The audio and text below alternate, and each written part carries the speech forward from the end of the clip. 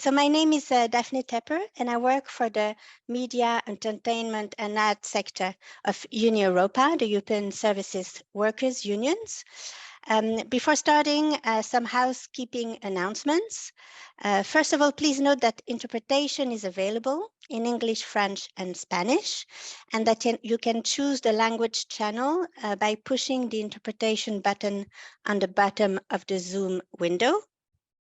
Please also note that this meeting is being recorded again and that it will be published online and available for rewatch.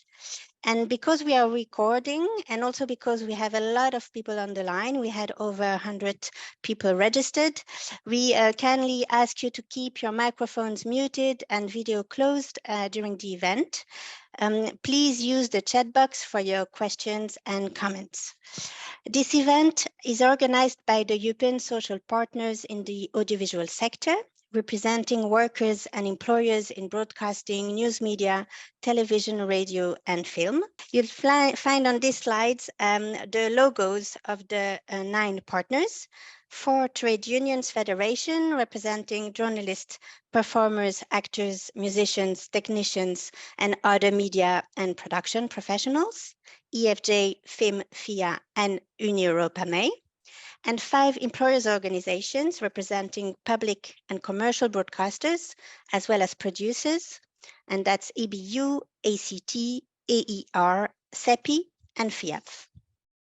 This meeting is the first of a series of 4 to be organized in the next couple of years to improve the capacity of the audiovisual sector to implement diversity policies.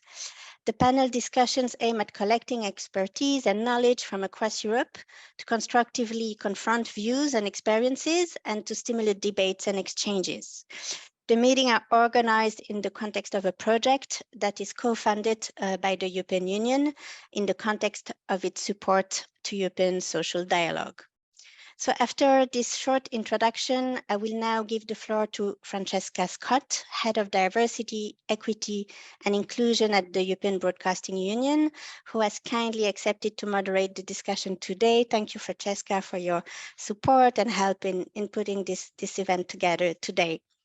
Unfortunately, due to COVID, which is clearly not yet completely behind us, Iris Zapper-Heller from the Austrian Film Institute had to cancel her participation. We wish her a full and speedy recovery, and we look forward to exchanging with her and colleagues from national film agencies in the near future.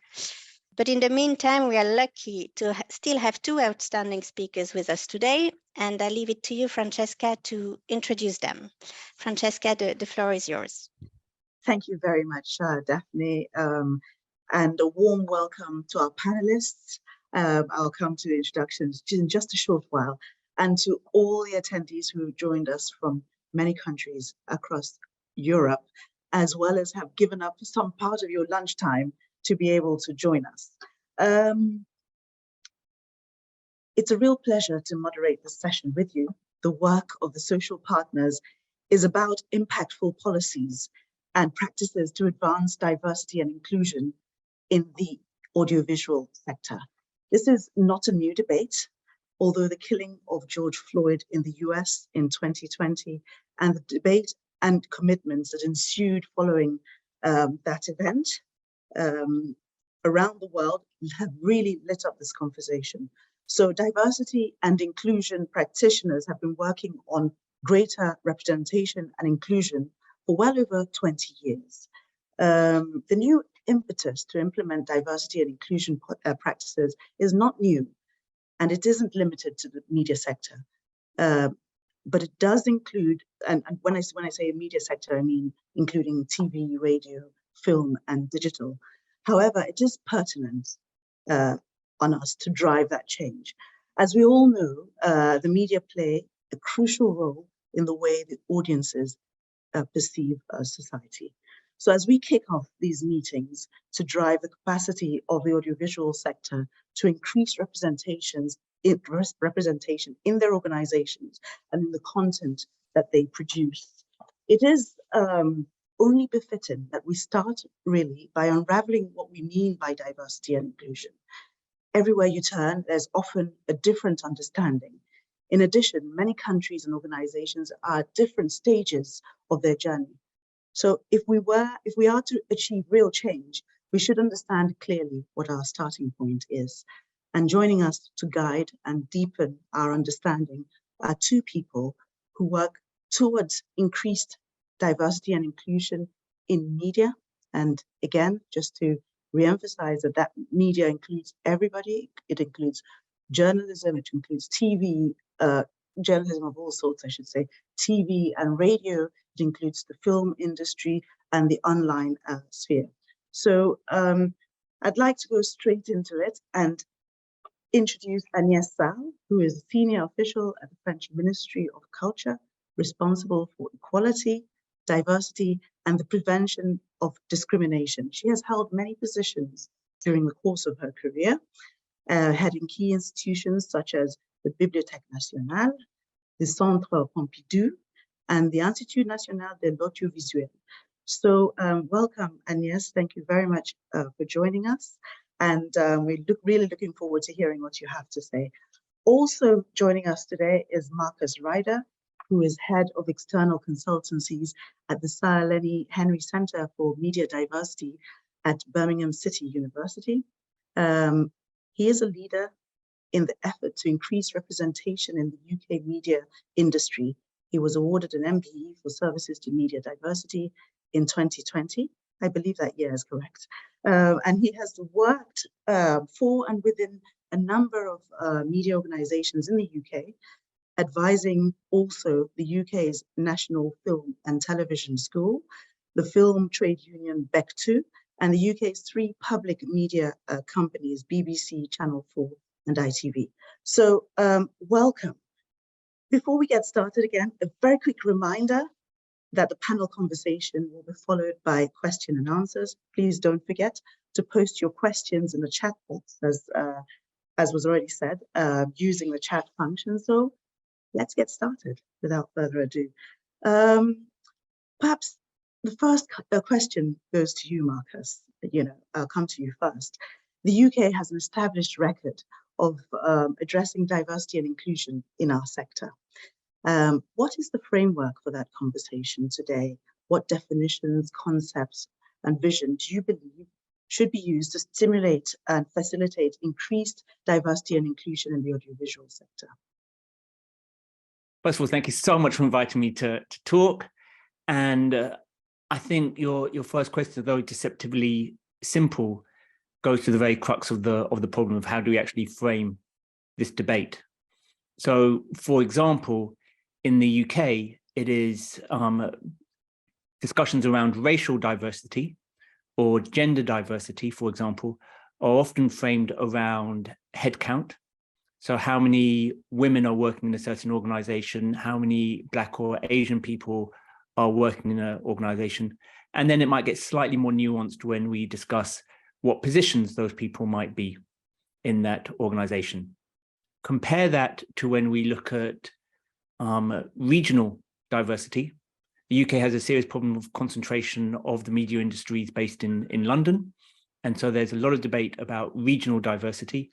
And when you look at those debates, that framing has been about production spend. So how much money is spent outside of London. And if you're talking about the broadcasters, that's also at what time and what kind of slots those programs have. So even though we're increasingly going into a non-linear way of broadcasting, things such as prime time slots still have a relevance. And so how much of that is with regards to programs which are being broadcast at prime time? What are the program budgets, etc. And the headcount is normally kind of on the list of things is the third one down. And so how we actually frame when we're talking about diversity, I think is really important.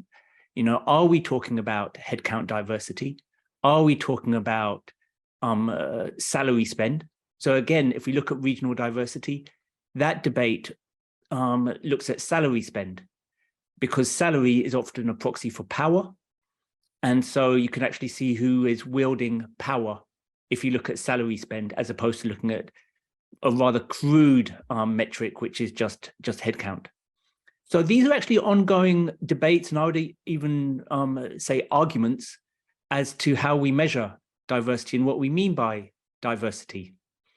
Because depending on whether you measure it by head count, in some ways the BBC, ITV, Channel 4 and other broadcasters are doing really well. If, however, you look at statistics with regards to salary spend, the broadcasters are not doing really well when it comes to racial diversity.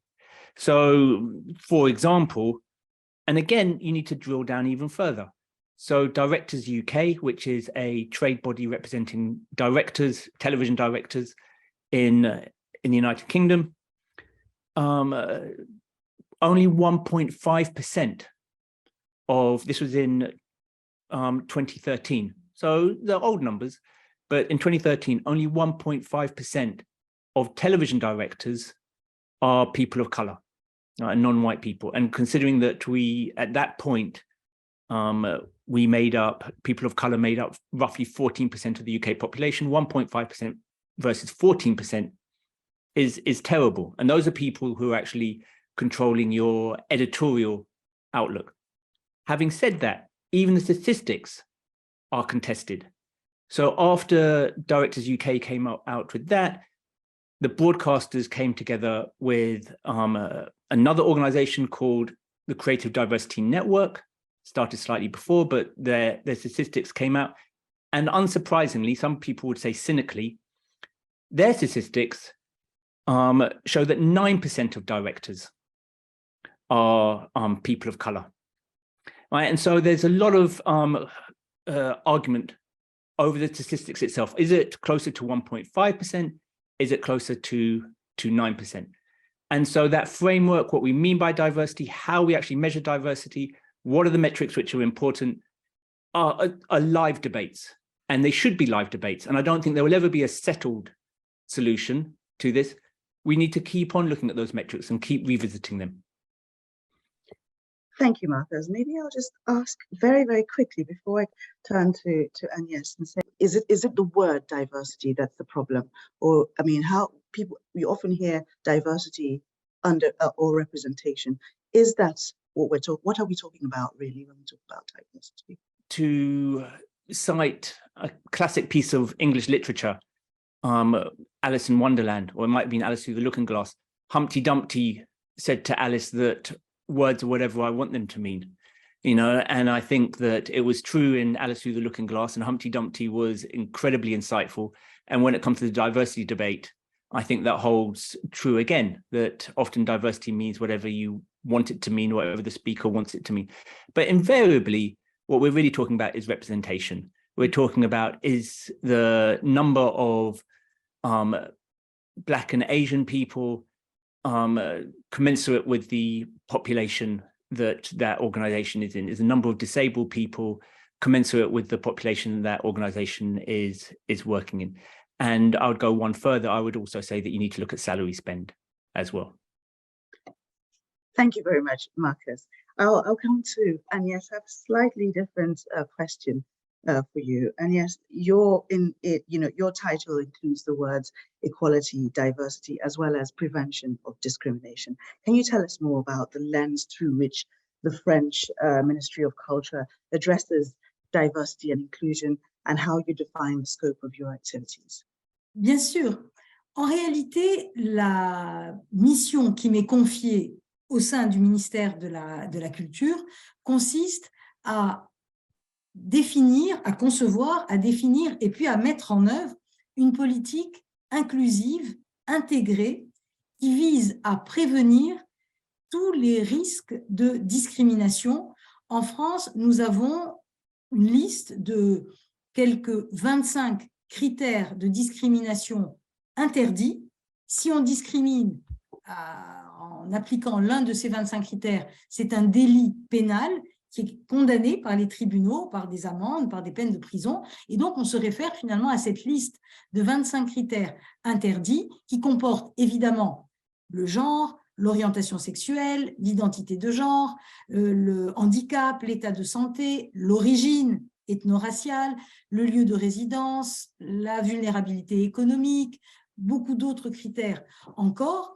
Et finalement, le rôle qui m'est confié consiste à travailler sur la prévention de l'ensemble de ces risques. Et au cours des 4 dernières années, un accent tout particulier a été mis sur l'un des risques, qui n'est malheureusement pas qu'un risque, parce qu'il est vérifié, de discrimination, qui est la question cruciale de l'égalité entre les femmes et les hommes. Et la manière dont le ministère de la Culture a conçu cette politique a été de vouloir couvrir finalement en même temps l'ensemble des sujets. D'abord, en interrogeant les politiques d'égalité au sein du ministère lui-même, de ses services, des établissements publics comme le Louvre, le Centre Pompidou, la Bibliothèque nationale de France, le Centre national du cinéma, enfin tous les établissements qui relèvent directement du ministère,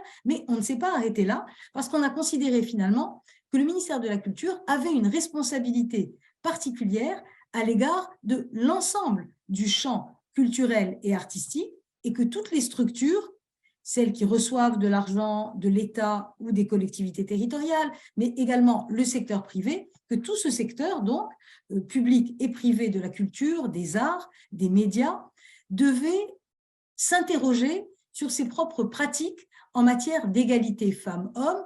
Et je peux vous dire que le résultat, enfin le constat en tout cas qu'on a fait il y a quelques années, n'était pas vraiment brillant et que les chiffres qui étaient disponibles et que nous actualisons chaque année, on a un document qui s'appelle « Observatoire de l'égalité dans la culture et la communication » qui sort une fois par an, qui regroupe presque 90 tableaux statistiques qui donnent la mesure des inégalités entre les femmes et les hommes dans tous les secteurs, dans les musées, dans le spectacle vivant, dans le cinéma, dans la presse, dans le jeu vidéo, dans l'architecture, etc., etc. Et on voyait bien que ces chiffres manifestaient une prévalence et une constance des inégalités. Donc, mon travail a consisté, en partant de ces chiffres sur les inégalités, à proposer des mesures correctrices. Et comme le disait très bien Marcus à l'instant, il s'agit de travailler sur toutes les traductions, les manifestations de ces inégalités. Les inégalités à la tête des structures qui dirigent les structures culturelles et artistiques, qu'elles soient publiques ou qu'elles soient privées.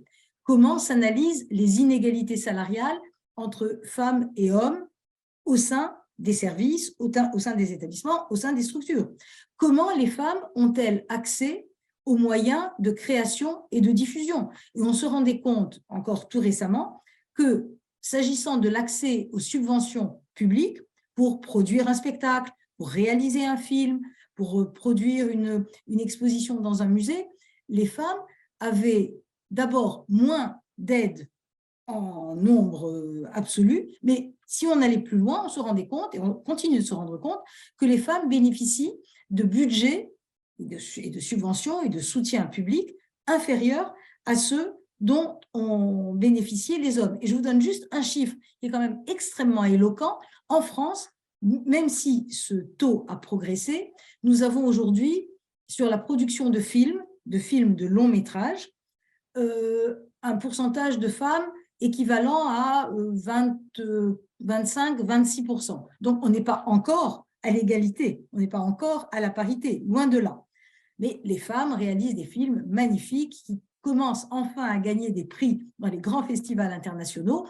On s'en félicite, mais si on va un peu plus loin, on remarque que le budget dont les femmes réalisatrices de films de long métrage bénéficient est inférieur de 48% au budget dont les hommes réalisateurs de films de long métrage bénéficient. Et il est évident qu'avec un budget inférieur presque de moitié, on ne réalise pas exactement le même film, et donc avec la même capacité d'atteindre un public, d'avoir des résultats commerciaux et d'être à nouveau en mesure de tourner un nouveau film. Donc c'est une espèce de cercle dans lequel on se trouve et dont il faut rompre le caractère négatif qui entrave, qui empêche les femmes. Et puis, on a un autre sujet majeur s'agissant de l'égalité femmes-hommes, qui est la prévention et la lutte contre les violences et le harcèlement sexuel et sexiste, dont on sait qu'ils sont une réalité, pas seulement, il ne faudrait pas caricaturer, pas seulement dans le monde de la culture, des médias, de la communication, du cinéma, de l'audiovisuel, mais partout dans la société. Simplement, il est vrai que nous avons, au cours des quelques dernières années, à peu près depuis 2018-2019, mis en place des outils efficaces, effectifs, pour lutter contre les violences et le harcèlement sexuel et sexiste, au point que le gouvernement français, le ministère de la Culture français, a décidé de conditionner l'attribution de ces aides financières au fait que les structures qui demandent à bénéficier de ces aides mettent en place des dispositifs internes et externes efficaces de lutte contre les violences et le harcèlement sexuel et sexiste. Et c'est la première fois en France que le gouvernement décide de n'attribuer des aides financières qu'à certaines conditions très précises en matière de prévention des violences et du harcèlement sexuel et sexiste. Donc, vous voyez qu'on essaye de couvrir finalement, et je parlerai plus tard des autres volets de la diversité, mais déjà sur l'égalité femmes-hommes, notre position, notre mouvement a consisté à traiter tous les sujets à l'identique, c'est-à-dire ne pas considérer qu'il y a un secteur, les médias seulement, ou le spectacle vivant seulement, ou le secteur du patrimoine seulement. Non, considérer que les problèmes que rencontrent les femmes pour accéder à des postes de responsabilité, à des vraies capacités à créer, à exprimer pleinement leurs talents, finalement, ces problèmes se retrouvent à peu près partout à l'identique, et il est de la responsabilité du ministère de la Culture français de montrer la route, de montrer le chemin et de prendre des mesures, mais concrètes, sortir des grands discours, des grandes déclarations de principe, des bonnes intentions. Tout le monde en a des bonnes intentions. Là, ce que nous avons fait depuis 4 ans, c'est mettre en place des dispositifs très pratiques, très concrets, pour passer de l'égalité en droit à l'égalité en fait. On n'y est pas encore, mais on progresse. Absolutely. Thank you very much, Agnes. That's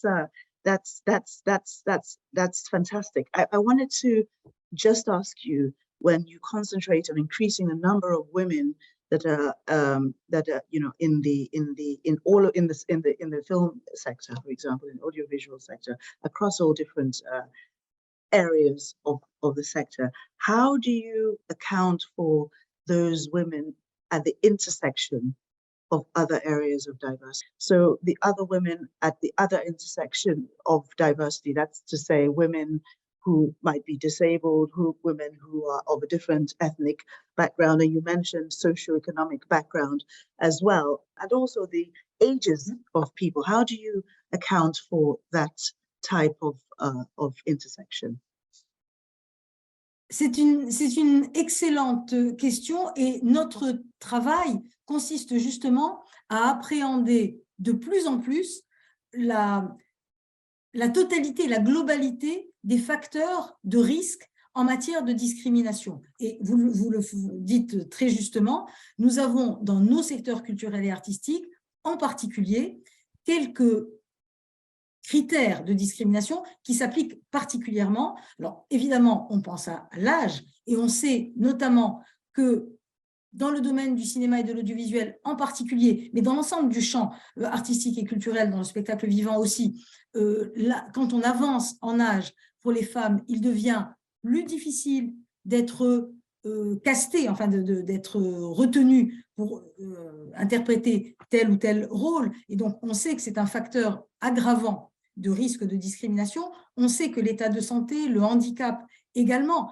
sont des obstacles importants pour accéder à la fois à des postes au sein d'une entreprise, d'une administration, à des postes de responsabilité encore davantage. Et on sait également que, on parlait tout à l'heure de représentation, on sait que la représentation des populations non blanches dans la société française n'est pas, dans nos secteurs culturels et artistiques, du tout équivalente à la réalité de cette présence des populations non blanches issues depuis plus ou moins longtemps de l'immigration dans la société française. Et alors, ce qui nous manque encore aujourd'hui, contrairement à ce qui se passe au Royaume-Uni, ce sont des instruments de mesure. Autant nous savons quantifier les inégalités entre les femmes et les hommes avec des chiffres, avec des tableaux, j'en parlais tout à l'heure. Nous savons également quantifier la présence ou l'absence de personnes en situation de handicap, puisque ce sont des données qui sont connues, communicables.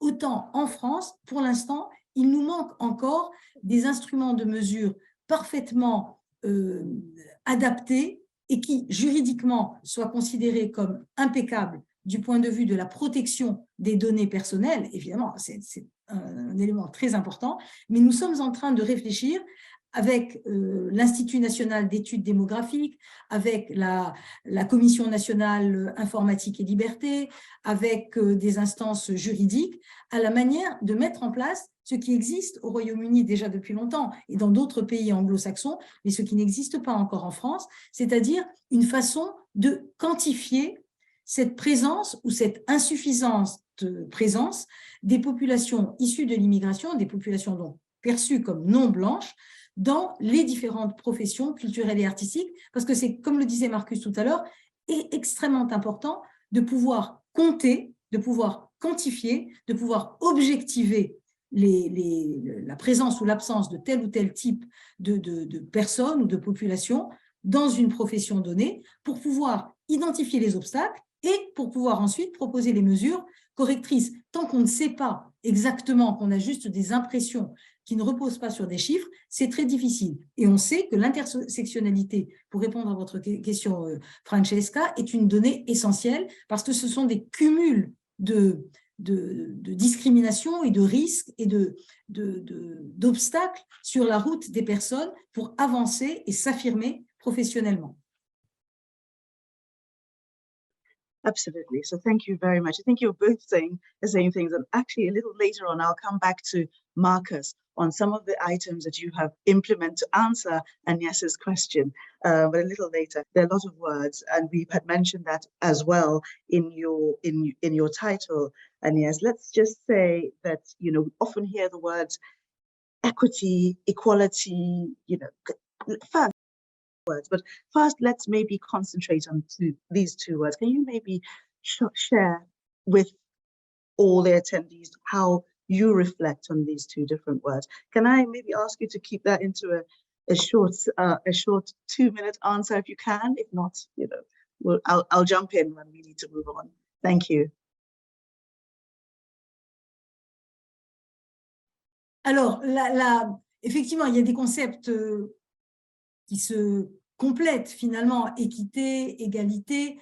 Si vous voulez, il me semble que le concept d'égalité est peut-être celui qui recouvre le mieux et le plus clairement la volonté que nous avons de faire prévaloir la reproduction finalement dans l'ensemble des champs professionnels de ce qui existe dans la société, à savoir le fait qu'il y a autant de femmes que d'hommes, il y en a d'ailleurs même peut-être un tout petit peu plus dans les populations des différents pays. Et donc, l'égalité est une notion qui figure d'ailleurs dans dans le slogan français, qui est la grande devise de la République française, c'est liberté, égalité, fraternité. Et pour nous, donc, l'égalité, c'est une valeur constitutionnelle, c'est une valeur cardinale autour de laquelle doivent se concevoir l'ensemble des démarches politiques, administratives, économiques, sociales, culturelles, évidemment. Et donc, pour moi, l'égalité, l'équité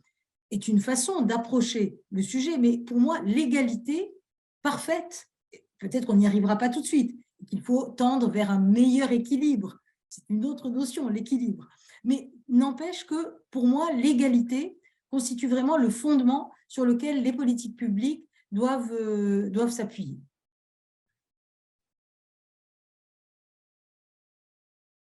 Thank you, Agnes. Marcus, we had a conversation about these two concepts.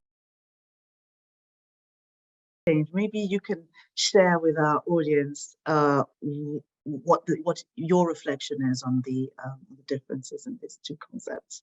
Between equality and equity. And equity. I think what we need to do is that what we're looking for in society is, I think we are looking for equality, in that what we want is, we want equal representation, or we're aiming for equal representation. If we're just looking for quote unquote fairness, you know, which is sometimes what you're talking about, then we often get into, well, it was a fair job interview.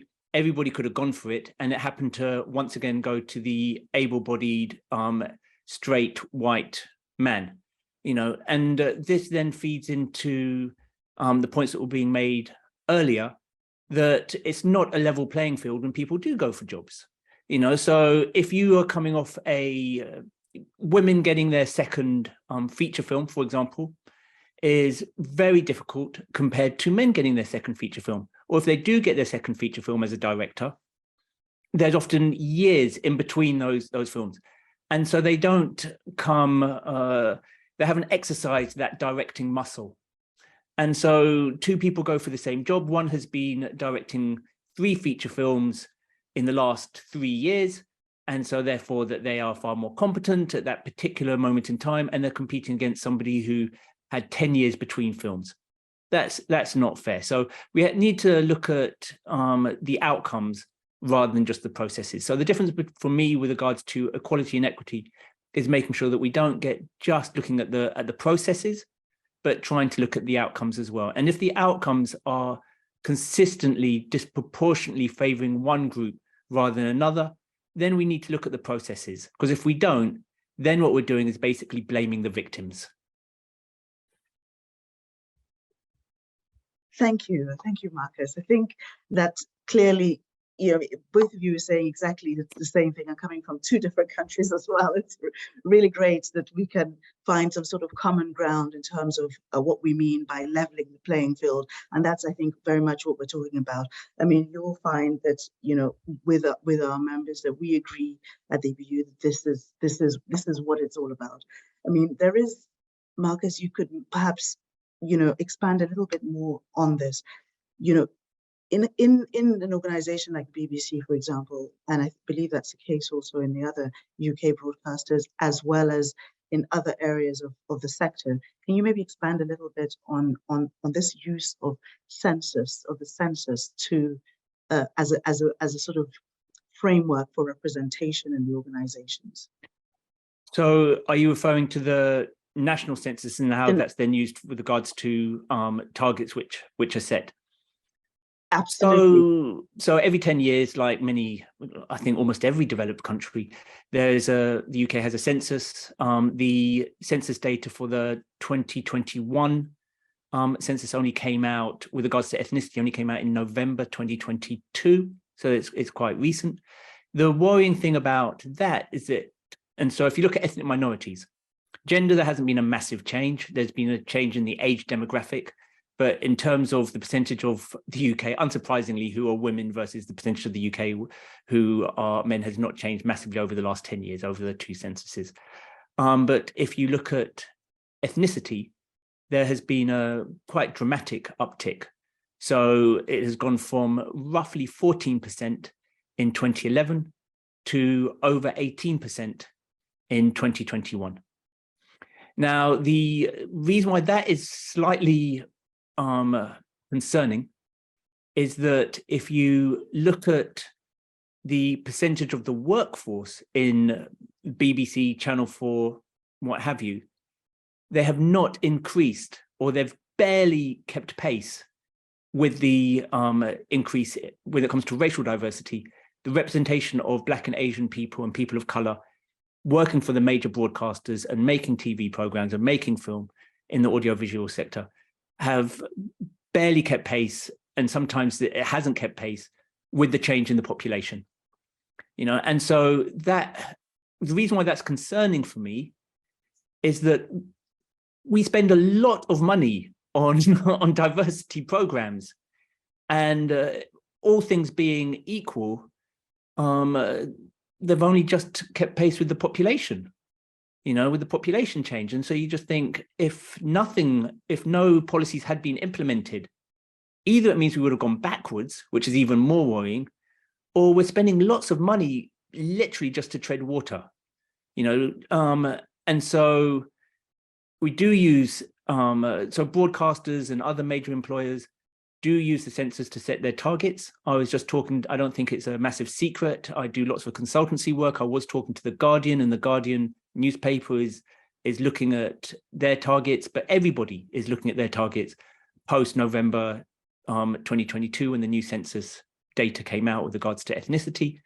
And it's just regularly, everybody updates their targets, you know. So, but then the added dimension is that a large part of those organizations are based in London.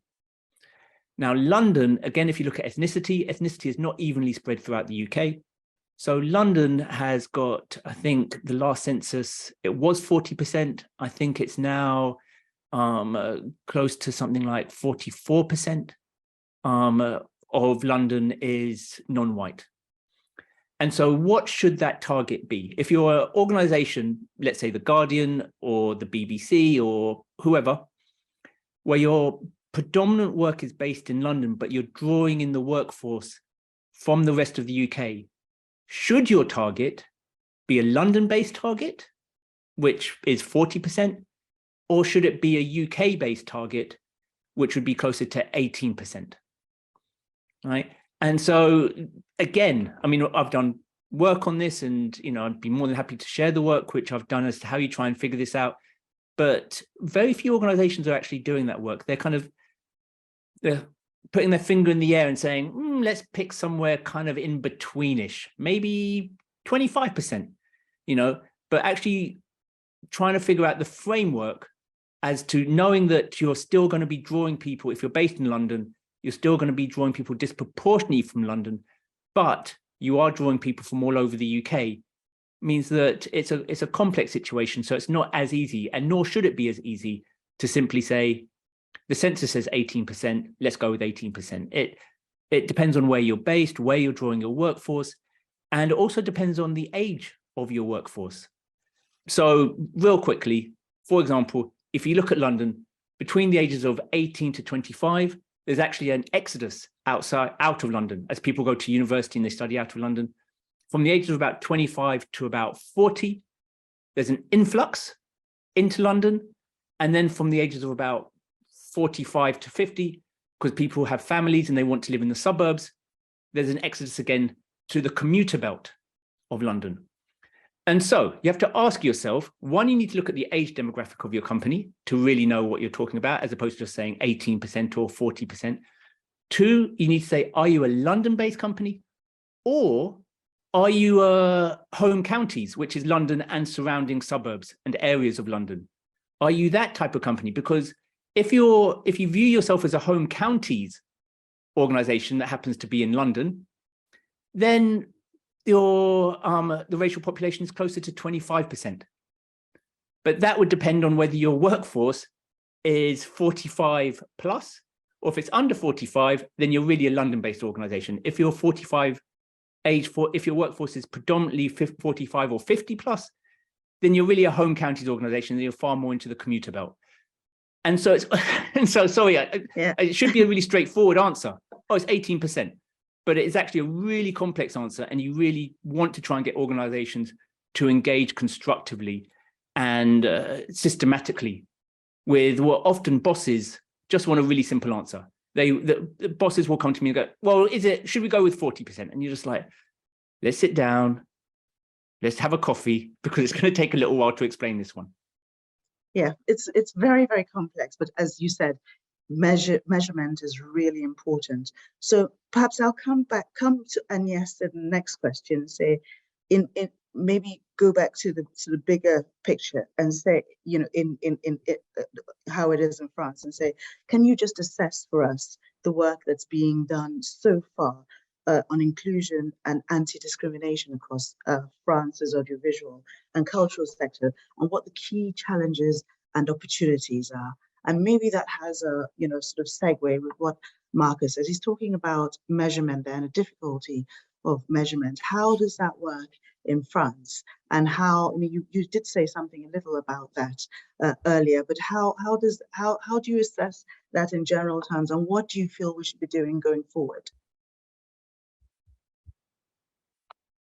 Alors, dans le secteur du cinéma, de l'audiovisuel, le travail a été mené en parallèle et vraiment, je dirais presque main dans la main, par le ministère de la Culture et son opérateur majeur, qui est le Centre national du cinéma, ainsi que l'ensemble des entreprises de l'audiovisuel et de l'audiovisuel public en particulier. Je pense évidemment à France Télévisions, à Radio France, à Arte, à France Média Monde également.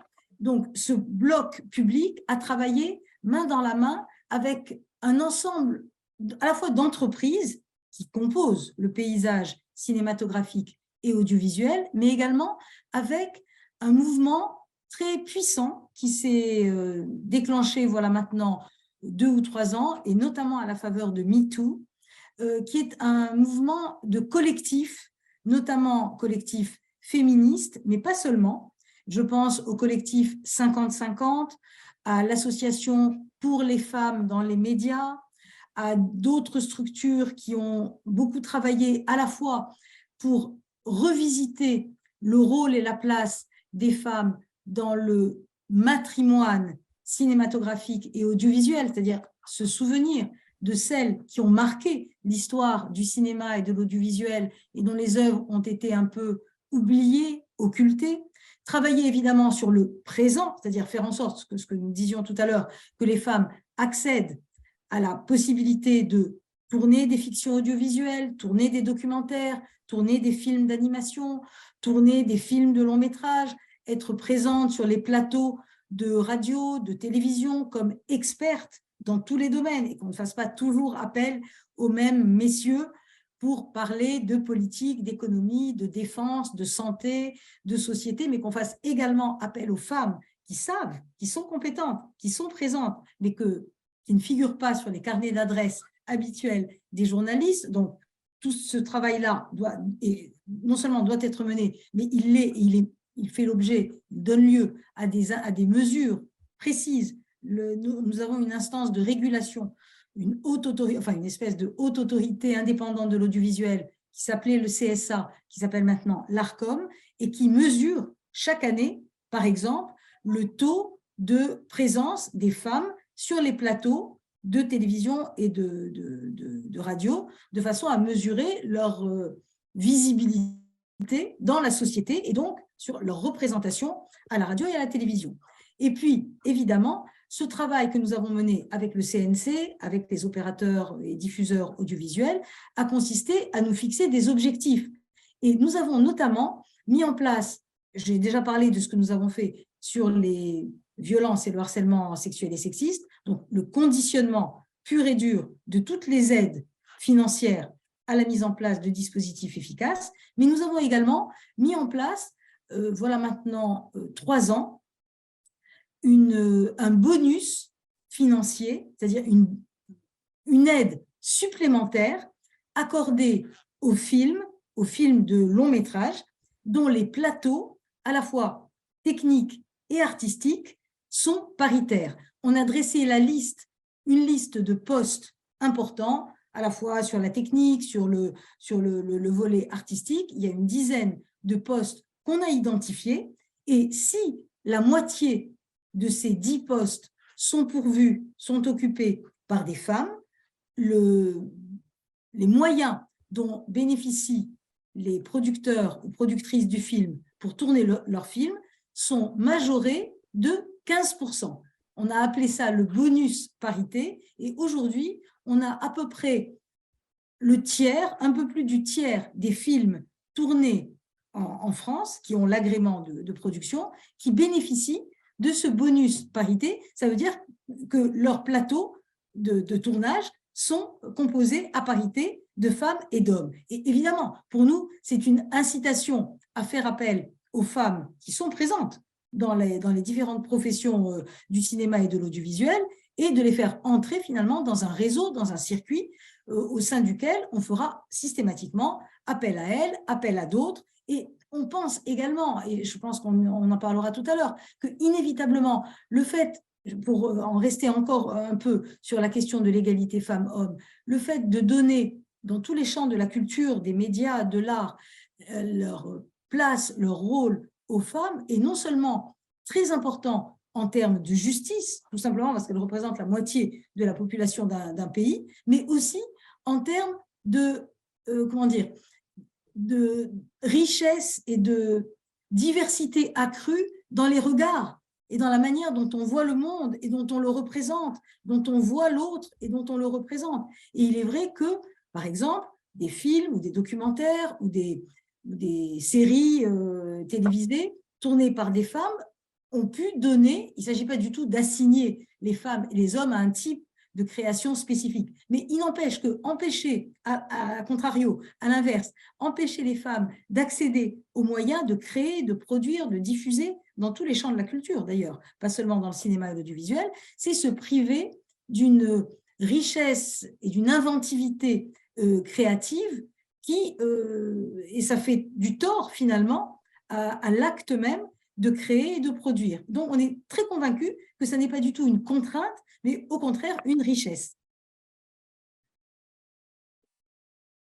Absolutely. I think it's clear also that we all believe that the more diversity you have in, or rather the more representation, I do actually often like to say representation, because I think that's really what we're talking about.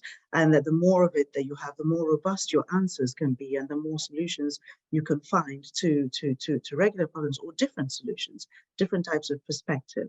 And that's the way that we like to see it here at the EBU in terms of the work that we do towards increasing diversity. So maybe I come to Marcus and ask what you think should be the priority actions to improve diversity and inclusion in our sector.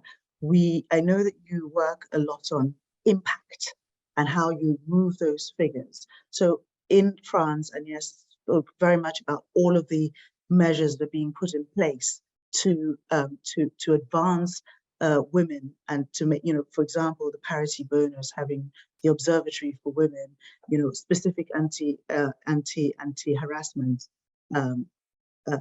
measures. What happens in the UK, and what can we learn from either what you're doing or what you're proposing from Sir Lenny Henry Centre, or what you think should be happening? Probably a bit of a mouthful there, sorry. No, so first of all, apologies. It seems as if somebody has just started doing some gardening. So if you can hear a lawnmower, I apologize. And secondly, a confession to make, in that one of the reasons I agreed to be on this panel is that I am fascinated by the parity bonus. It seems as if it's something which France has implemented that I'm really interested in, and something which I have looked at a lot, because we do not believe that the lack of diversity and the lack of representation is because there's some evil people that are in power that hate women, or some evil people that hate disabled people or black people or whatever. We just don't. If it was that simple, that there were these terrible misogynistic racists, it would be easy to spot them, and we could just get rid of them and get some nice people in. So it's all about the different incentives. And so what we invariably do at the Lenny Henry Centre is that we look at the different policies which have worked in the past. We try to capture that institutional memory and see how we can incentivize good behavior, and good actions. Because fundamentally, the film and television industry in the UK is an oligopsony. Right now, an oligopsony is where there is a few buyers and lots of sellers. Right, so you have a few broadcasters and lots of people trying to sell their product, or lots of people wanting to be employed by those broadcasters. So that's the definition of an oligopsony, and it's the definition of a market failure. So I often want to frame the lack of representation, not of one of what people call unconscious bias or what have you, but I often see it as a market failure, and once we see it as a market failure, we look at the other ways in which we try and address market failures. So we address market failures by looking as to where we put our public spending, what regulations we might impose for those large companies. We look at our tax system as well. So there's lots of things you can do, and that economists do, and the government and policymakers do to address market failures. And so we're not trying to make people nicer. So that's kind of I love nicer people, obviously, but we're generally not trying to make people nicer. We're seeing it as a problem with the market, and then seeing how do you address those market issues. If the market problem is one where people think that employing women is more risky, then we need to see ways of addressing risk and to mitigate those risks. And there's lots of policies in which you can do with regards to that. If it's one where we're seeing that there's centralization of money that there's asymmetric information with regards to job opportunities or whatever, how do you actually address that asymmetric information? And so it's trying to, whereas we think that policies which try and address quote unquote unconscious bias or trying to make nicer people, generally speaking, we don't think those work. But what we need to do is, and the massive success story in the UK, two massive success stories in the UK, is one, the increase in regional diversity. What they didn't do is trying to make London people like Welsh people more, or trying to get Londoners to like Scottish people more. It wasn't trying to address attitudes. What they did is that the regulator told Channel 4 that they had to move large parts of their production outside of London. So it was regulation and it was enforced. Similarly with the BBC. The BBC was told as a condition of its license, it had to move productions outside of London. Again, if you look at, and that's an external regulator. You look at internally, another success story has been the BBC's 50/50 project, which is trying to increase representation of women on screen. And that was not, again, trying to make people feel slightly nicer about women or saying, can you please, please, please? It was a clear directive from BBC management saying we want better representation. And there was pushback, but there was a clear signal. And they said, this is what we're going to do. And they implemented it. And if you look at BBC representation of gender representation now, it's massively improved since I was at the BBC, and I left the BBC in 2015. So it can be external, it can be internal, but it's about setting up those policies and those regulations. Thanks, Marcus. You talked about BBC 50/50, which many EBU members are now also working on, and is moving to BBC 50/2012, actually slowly. So we know that's initiative well here and work with it on our panels as well to try to increase the number of people who are represented and visible on our panels. We're all working towards that. It will take some time, but I think where you're deliberate, you can make a difference. And if I can just send 2 words back to both of you in a word, when we're talking about diversity, what are we really looking at in terms of who are we representing? What are we talking about here? Very clearly, Agnès has talked about France and representation of women. Perhaps, Agnès, you can just tell me a little bit more about what it means for you in a few words.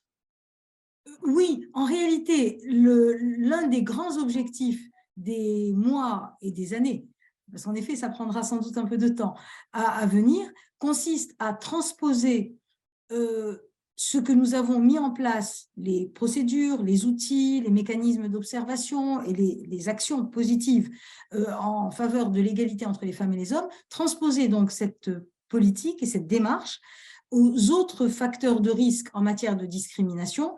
Et en effet, on a le sentiment qu'aujourd'hui, contrairement à ce qui pouvait encore, voilà quelques années, être le cas, non seulement la demande sociale de la population française est forte, parce qu'il y a une incohérence ou un vrai problème ressenti à ne pas se retrouver dans les fictions télévisées, dans les séries, dans les jeux vidéo, sur les écrans, mais également sur les scènes de musique, de danse, de théâtre, dans les salles des musées, des centres d'art. Il y a un problème gênant pour une bonne partie de la population française de ne pas considérer qu'elle est représentée sur l'ensemble du champ culturel et artistique. Donc, il y a une demande sociale qui me semble non seulement forte, mais également très légitime. Et puis, il y a également une évolution de la part des secteurs professionnels qui travaillent sur le terrain du spectacle vivant, de la création artistique, du cinéma, de l'audiovisuel. Ces secteurs professionnels considèrent aujourd'hui que travailler sur la diversité, notamment au sens de ce que nous disions tout à l'heure, à savoir de l'origine ethnique des personnes, mais également du handicap, de la vulnérabilité sociale, c'est-à-dire de quel milieu social privilégié ou non privilégié proviennent les gens qui travaillent dans l'industrie du cinéma, de l'audiovisuel, du spectacle vivant, dans le domaine du patrimoine, des musées, etc.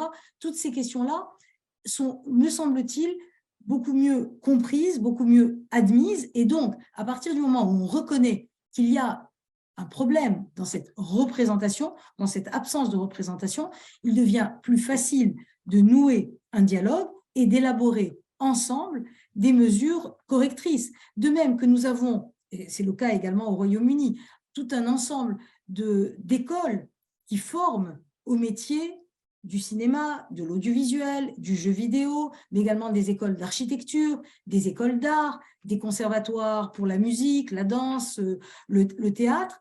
Et il est évidemment très important de s'interroger sur les élèves qui fréquentent ces écoles et qui ont vocation ensuite à entrer dans les différents métiers artistiques et culturels. Et il est vrai que l'origine de ces élèves, sur le plan notamment économique et social, n'est pas encore, nous semble-t-il, suffisamment diversifiée. Et donc, qu'il y a forcément, dès le départ, dès le démarrage dans la formation, puis dans l'entrée, dans l'insertion professionnelle, il y a une divergence entre la réalité de la société française, de la population française, et la représentation de cette société dans les différents métiers. Et ça, ce problème se règle le plus tôt possible, et donc dès les étapes de la formation. Et c'est aussi pour ça qu'on travaille de façon extrêmement étroite avec l'ensemble des écoles qui ont vocation à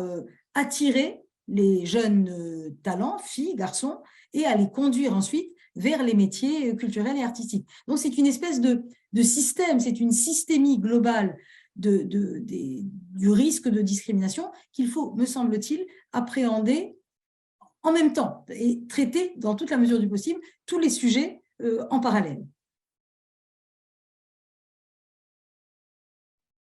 Thank you very much, Agnes.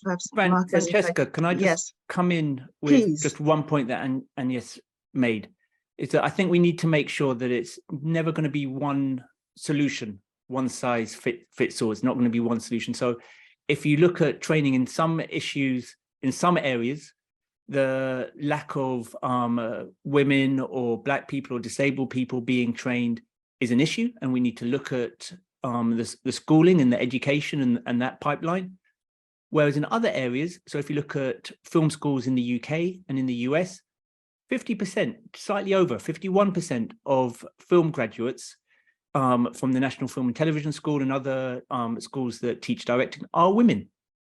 And so there's clearly not a pipeline problem when it comes to women on that. So we should absolutely, in some areas, look at education, but there'll be some areas where it won't be a pipeline problem. So we just need to ensure that it's never going to be one size fits all. We've got to look at each sector, analyze each profession and think, what is the stumbling block here?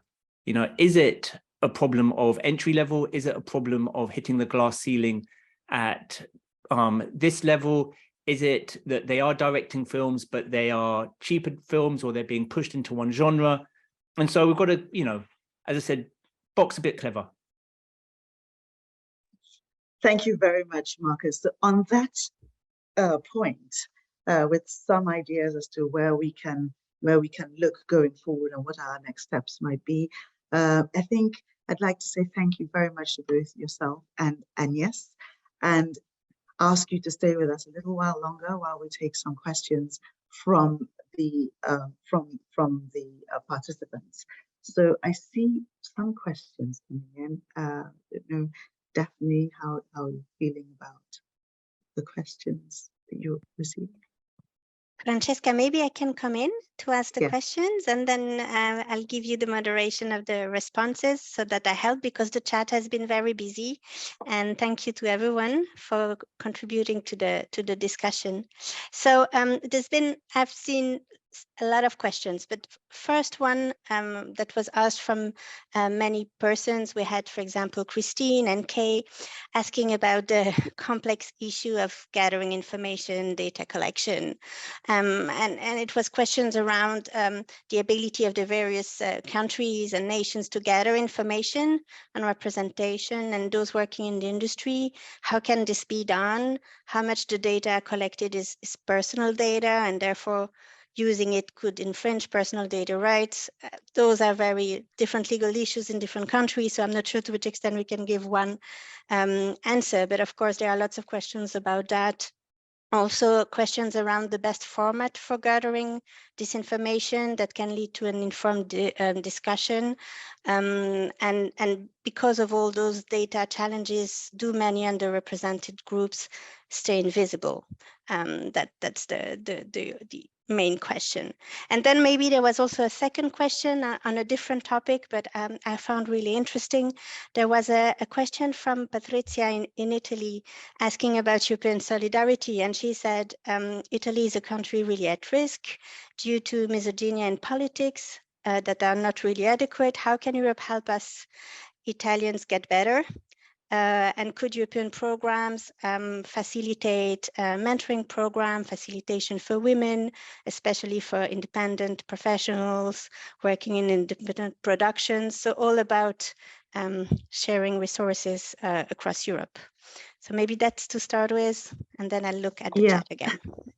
Thanks so much, Daphne. So I think Agnes had mentioned this question actually about measuring and wanting to learn what else was going on in the UK. Marcus, maybe you can come in there. Sure. on measurements.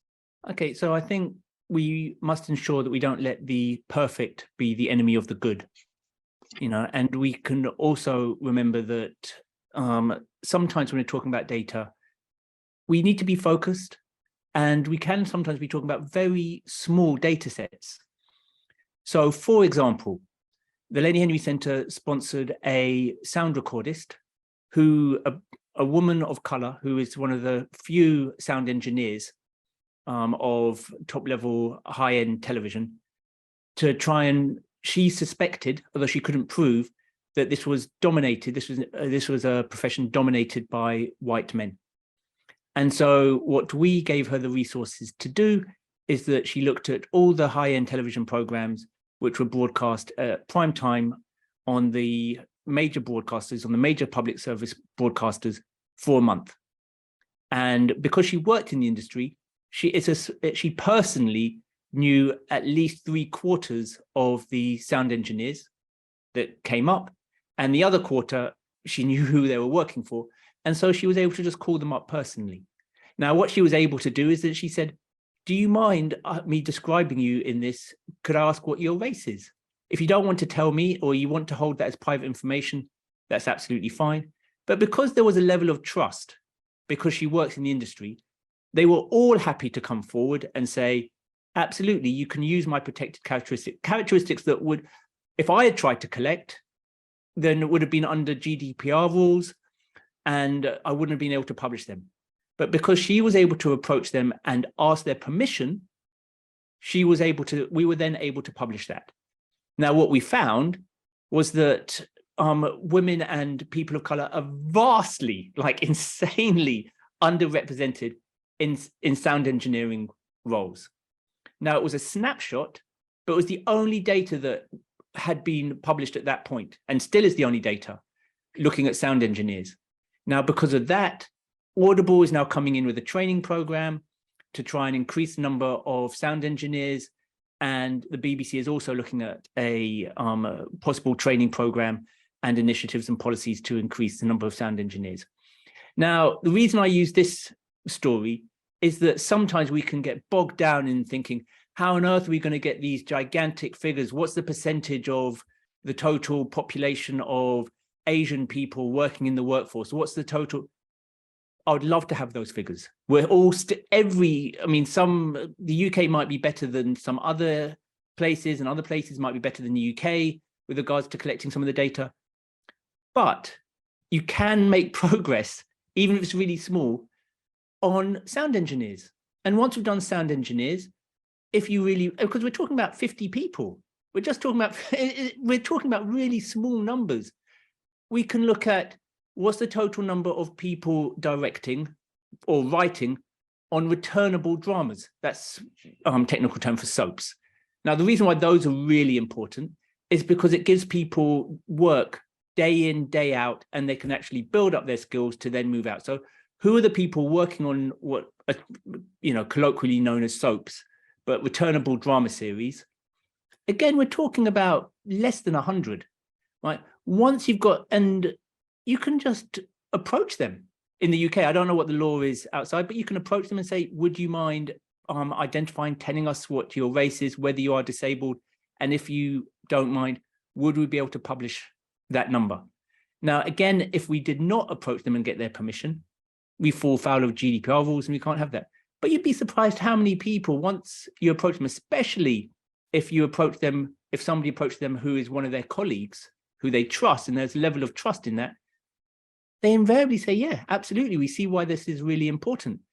And then all of a sudden, we can then say, let's develop a policy which is helping returnable series directors, or let's develop a policy which is helping writers, So again, we can have a massive discussion. I've been to so many conferences where we have a discussion about, because of the law, France can't collect this, or because of the law, GDPR is going to stop us in the UK doing this or that or whatever.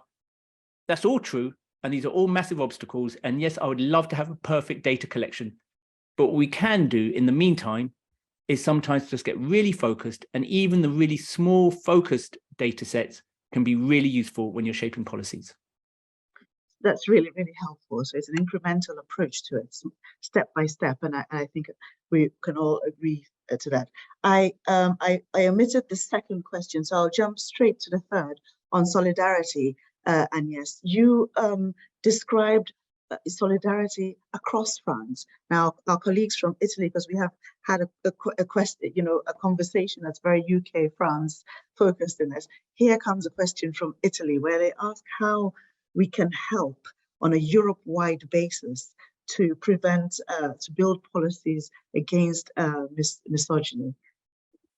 Yes, perhaps you can take that question for us. Oui, très volontiers, d'autant plus que notre travail n'a de sens que s'il s'inscrit dans une perspective certainement européenne, voire internationale et mondiale, parce que ces notions d'égalité, de prévention des discriminations ne peuvent pas raisonnablement s'analyser uniquement à l'intérieur des frontières nationales. Et ce que disait Patrizia tout à l'heure me semble très juste, c'est-à-dire qu'il y a une nécessaire solidarité européenne, l'Union européenne, voire de l'Europe élargie, sur les sujets d'égalité. Alors, l'élément positif, c'est que la Commission européenne fait de l'égalité entre les femmes et les hommes un élément important et même structurant de son action. Il y a eu, voilà maintenant 2 ans et demi, la mise en place d'un groupe de travail avec presque la totalité des membres de l'Union européenne, un groupe méthode ouverte de concertation qui a permis d'élaborer un rapport, vous me direz encore un rapport, oui, mais c'était quand même un travail utile sur la situation de l'égalité femmes-hommes à l'échelle de l'Union européenne. Et puis nous essayons au sein des différents, comme par exemple Europe créative, ou d'autres programmes, le programme média, etc., de faire en sorte que les notions d'égalité soient bien prises en compte au moment de l'examen des dossiers qui sont susceptibles de recevoir du soutien européen. Et il y a également pas mal de programmes de mentorat, de coaching qui sont élaborés au niveau européen. Je pense, dans le domaine de la musique, à une action et de l'entrepreneuriat féminin, une action formidable qui est menée par une association qui s'appelle MUM et qui, justement, promeut des actions de mentorat, de formation, d'accompagnement, de conseil, de coaching à des femmes à l'échelle de l'Union européenne. Et je pense qu'en effet, idéalement, ce qu'a fait de mieux un pays membre de l'Union, l'Espagne, le Portugal, des pays du Nord, l'Italie, la France, d'autres, pourrait normalement inspirer d'autres initiatives prises par des pays qui n'ont pas encore atteint un progrès suffisant ou significatif dans tel ou tel domaine. Donc finalement, idéalement, il faudrait que les meilleures politiques nationales en matière d'égalité femmes-hommes soient transposées à l'échelle européenne. Alors, on n'y est pas encore, mais en tout cas, on sait qu'il y a un mouvement puissant de l'ensemble de la société, d'ailleurs, qui réclame cette égalité. Et il n'y a aucune raison que ce mouvement s'arrête aux frontières de tel ou tel pays. Donc moi, je crois beaucoup à la solidarité européenne en matière de politique, de diversité, d'inclusion et d'égalité. Thank you very much, and yes, advocating for Europe-wide measures to be put in place to, where you use the best policies as at a supranational level, if you like. So I think that is bringing us gingerly close to the end. And of course, we asked for lots of questions and we've got quite a few questions. Daphne, I don't know if you want to come in and remind us what that second question is, and maybe we can just take it in a few minutes that are left.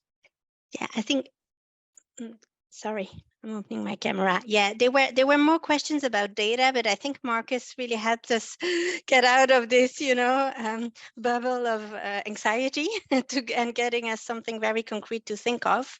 Yeah. There were other questions less related to the topic really, but more of the impact. I think the analysis that Marcus gave on the UK media sector, and it raised a lot of interest and questions about the latest development about the industry. But then there was also a comment from Derval, from the International Federation of Actors, which I think it's really interesting, because she said that the oligopsony prism raised by Marcus really bring in the whole question about power relations and social economic aspect dimension of the issue, and how does the work of unions and collective bargaining and everything that has to do with working conditions come into play when we discuss representation, inclusion.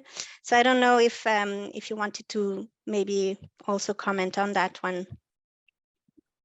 So I can come in quickly with regards to unions. I think that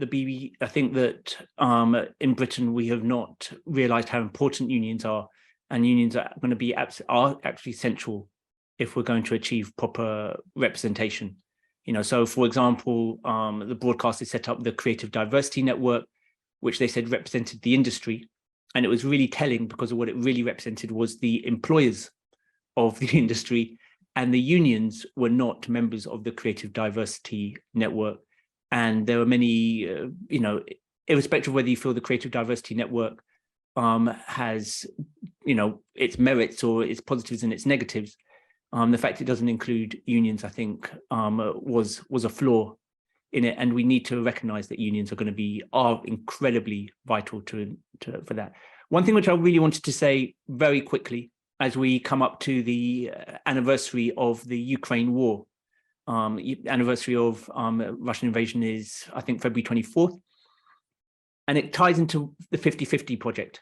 Now, first of all, I love the 50-50 project that everybody's adopting, but we also need to recognize that that's often representation on screen, whereas the framing of what we're discussing is invariably not 50-50. So again, if you look at a lot of the coverage with regards to Ukraine, because of in Britain, I don't know about the rest of Europe, but in Britain, there are a lot of references to World War II, whereas I look to Africa and there are lots of references to what Russia was doing in the DRC and the Wagner Group in the DRC. So there are different terms of reference.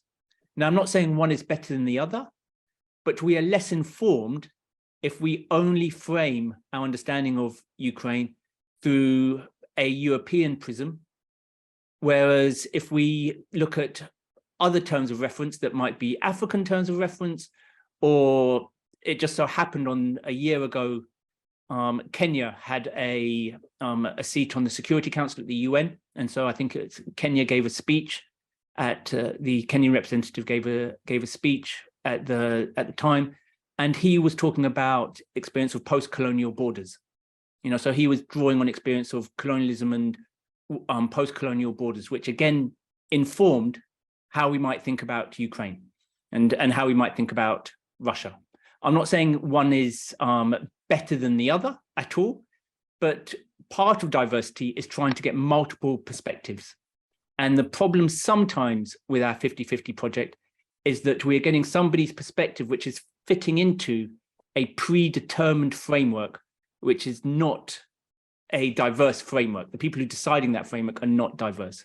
So we just need to make sure that we recognize that 50-50 project is great, but we also need to recognize that the people who are inviting the people for the 50-50, inviting that gender representation on screen, we need true diversity behind the camera as well.